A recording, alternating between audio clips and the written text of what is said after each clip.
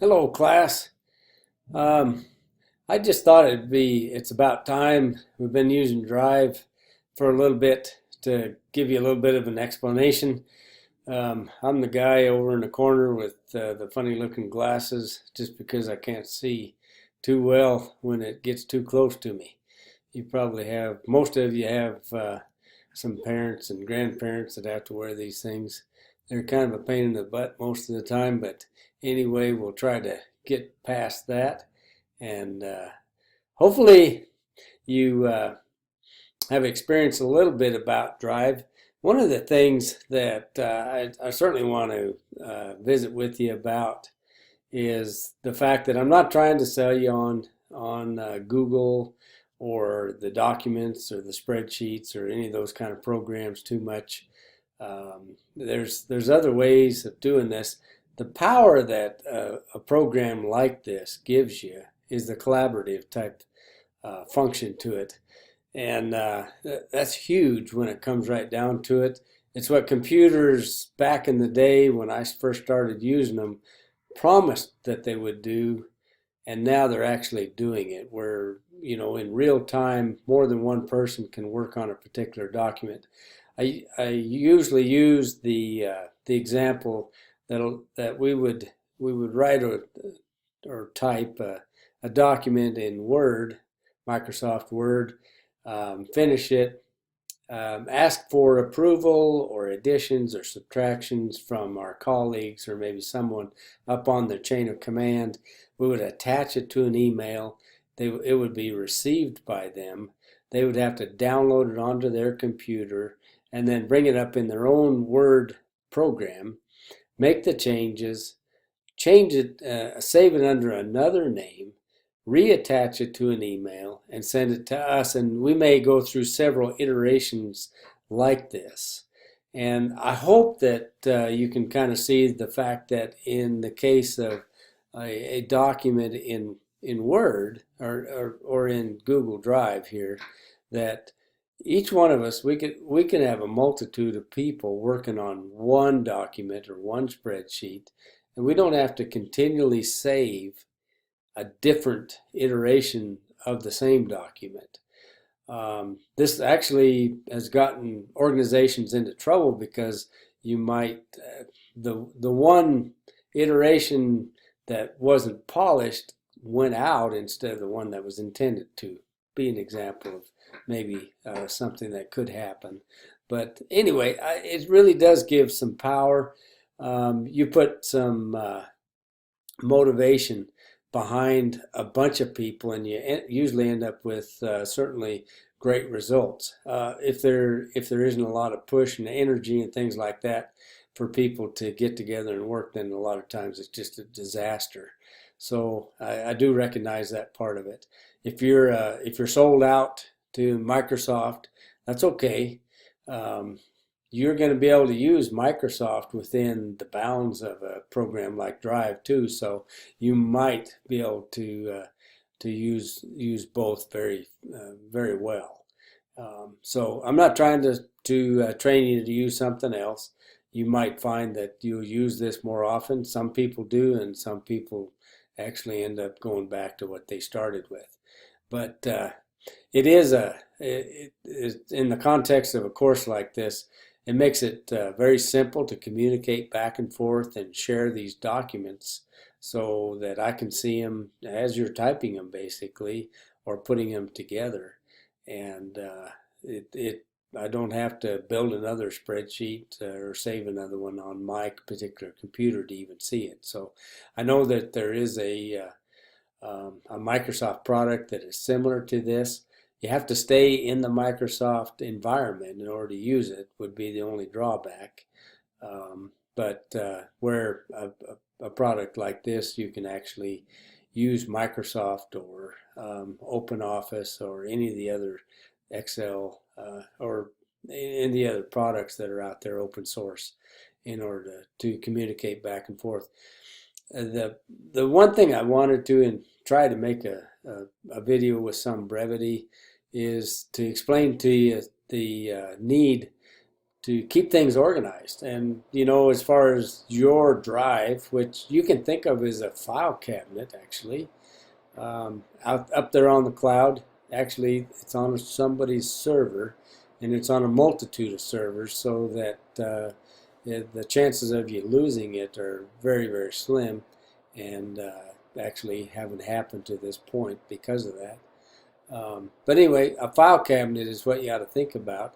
This is the background you see right now on my screen is the kind of setup that I'm comfortable with. Now you can modify that quite a bit, and it just depends on what things you desire. I can come over here to where it says grid view, and I can change that so that these are all the folders, the primary folders in my drive right here, and you fool around with the settings that you can make things look a little bit different. Again, I'm most comfortable with this one, and it works the best for me for now. Of course, you're familiar with the new. You can do quite a few things. You can add a folder so that you can keep things organized, and maybe if you're a full-time student, you'd have a folder for each one of your classes, and you might have subfolders underneath that in order to keep everything in one place and where you can find it. That has been a problem since the advent of computers, is that, you know, the file, you saved it, but it went somewhere on my hard disk, and surprisingly I can't seem to find it. But there is a way of actually keeping it fairly organized. If you come down here to the second option, you can actually upload a file. If we pull that down, and I'm using an Apple, so it may look a little bit different to you when I actually click on the upload, but I can upload any of the Microsoft products. I can use a graphic or a picture, any kind of file that I want to. In fact, I happen to use a lot of QuickBooks. I have been known to actually keep a backup of my QuickBooks files up on the cloud, so that if I were to lose them, they would be someplace that I could find them again. So, I mean, anything that you think is savable, you can upload onto your drive, and it will keep them up on the cloud. So anyway, that's the upload function. Here the thing of it is, so far you have shared several files with me in different ways, and you know, you've seen the explanation where you can share to edit, you can share to view, which I can't change anything if you were to share it that way, or you can actually share it to suggest, and that would where the person that you share it with could actually offer up some suggestions, and then they would not be incorporated into that document or spreadsheet in that case, but they would be shown as an actual suggestion, as a comment. Okay, some other ones that are fairly important. Let me just move this box out of the way. Well, it's not gonna. Well, let's cancel that. If I hit recent, I can see all the recent files that I've actually used within my drive, which is, you know, it's kind of handy. You can just, with one click, go back to one of the files that I'm currently working on, that sort of thing. I have a direct access to Google Photos, where Google keeps the photos from. I might have my phone hooked up directly to Google Drive, and it'll upload them to Google Photos. I can look at all the ones that I've actually starred, or I can look back in some of the things that I've actually thrown away, okay, in the trash. You can see how much data I've used, and I've been using this thing for years, so I've used up 2 gigabyte.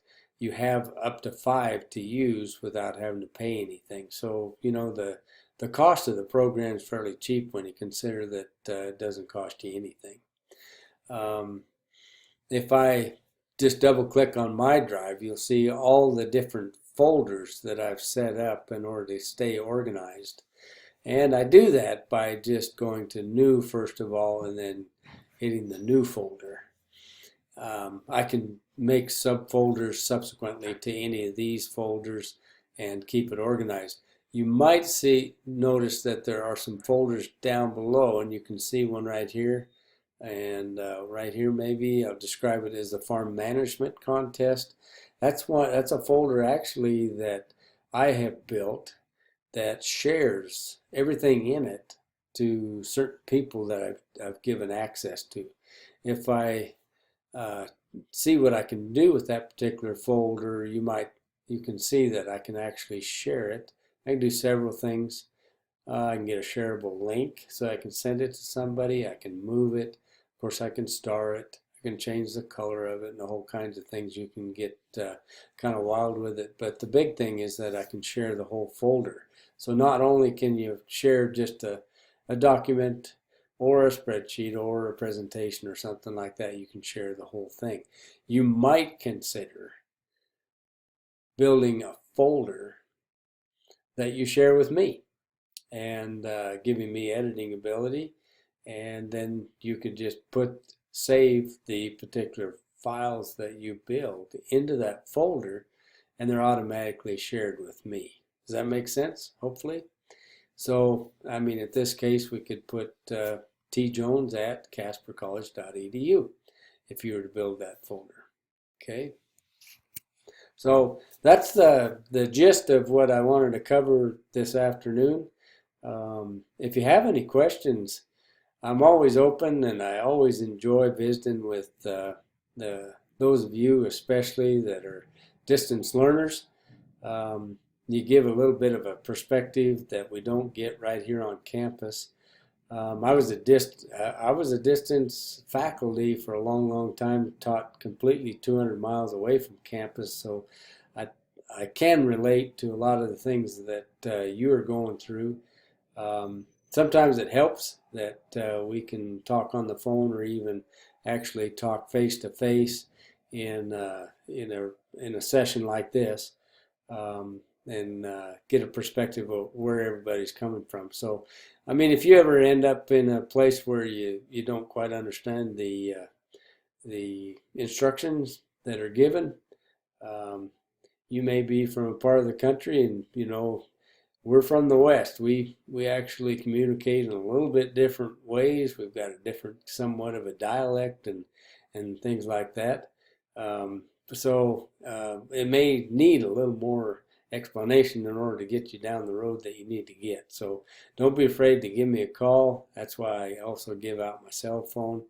I'm up early, and you're welcome to call the office. Try that probably first, but don't be afraid to call my cell phone. I may not answer it quite late in the evening because I'm a early to bed, early to rise kind of fellow. But anyway, I would enjoy getting to know you and seeing where you come from.